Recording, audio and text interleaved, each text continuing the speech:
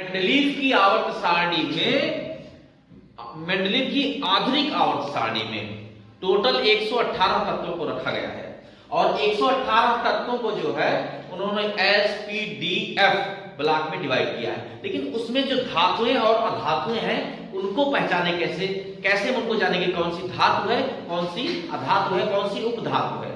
तो there are 118 elements in modern periodic tables and divided into the metal, non-metal and metallites. So there are 91 metals, 20 non-metals and other 7 metallites. मतलब 91 जो उसमें धातुएं हैं, 20 अधातुएं हैं और उसमें 7 जो हैं वो उपधातुएं हैं। मतलब अगर देखा जाए तो मेंडलीव की आवर्त सारणी में धातुओं की संख्या सबसे ज्यादा है और इस प्रकार से हम जो है इनको देखेंगे। लेकिन अब पहचानेंगे कैसे इनको कि कौन सी धातु है और कौन सी। 118 तत्वों में हम धातुओं को कैसे पहचानेंगे? तो देखिए धातु जिसको इंग्लिश में मेटल कहते हैं और मेटल का जो पहला शब्द आता है यम, यम भाई कुछ बात है यम में, कहने का मतलब जिन तत्वों के लास्ट में यम आता है, जैसे एल्यूमिनियम, एल्यूमिनियम, या तो हिंदी में यम आए और लास्ट में अगर अंग्रेजी में लिखा है तो इस तरीके से यम आता है, तो वो सभी धातु हैं।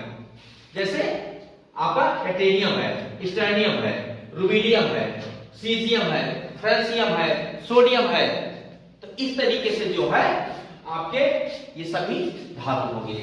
और जिन मतलब हिंदी में हो तो यम आए, हिंदी में लिखा, और अंग्रेजी में अगर मा आ रहा है यम, इस तरीके से, तो वो सभी पूर्णतः धातु है।